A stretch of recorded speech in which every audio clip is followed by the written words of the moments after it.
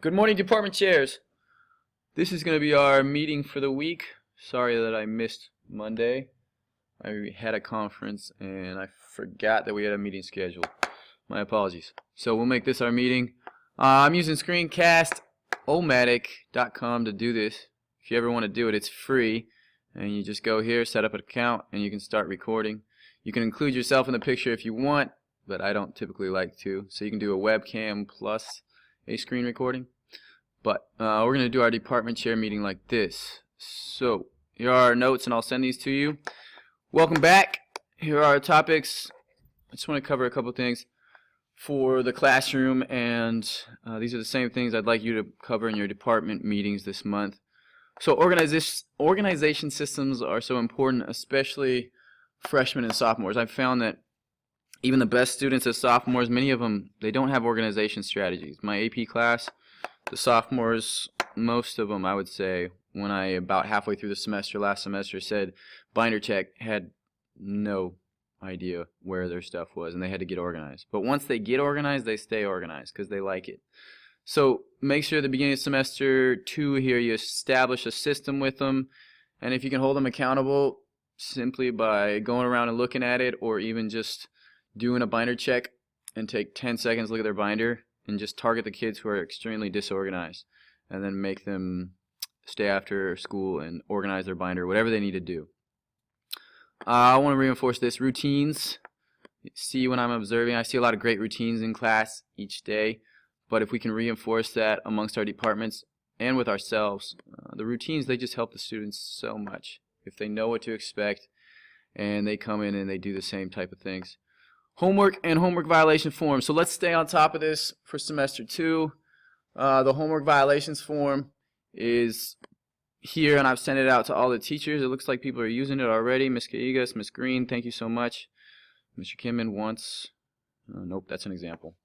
So let's continue to do this. The reason I think it's extremely important is because it gives us a track record, a database for all of our students who are struggling, and then we identify them right away, which is great, especially before the beginning of the second semester. So encourage your teachers to continue to use that. I know a lot of people, including myself, kind of have their own systems too, in terms of, okay, you missed this assignment, stay in at lunch. That works too, but if it's a chronic thing, we definitely want to document it. Department meetings. So please, I wrote here in the task, by the end of this month, find a time, whether it be at lunch or before school or whatever you need to do to hold your department meeting. There's a couple of things we need to cover. So would you cover A, B, and C? And then department meetings here cover number 2, A and B. So we want to gather some information from our teachers first about potential modification of the schedule for next year.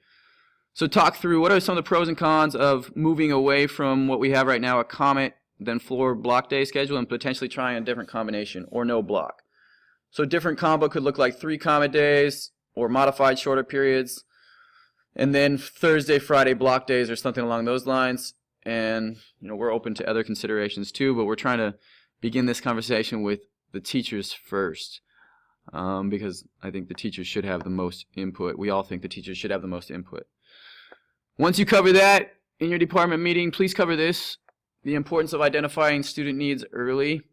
So that includes new students especially, and I'm going to schedule a new student meeting, and these are going to be mandatory from now on. New student meeting at lunch next week for the new student Maria, but we've noticed that with new students we have to do a better job of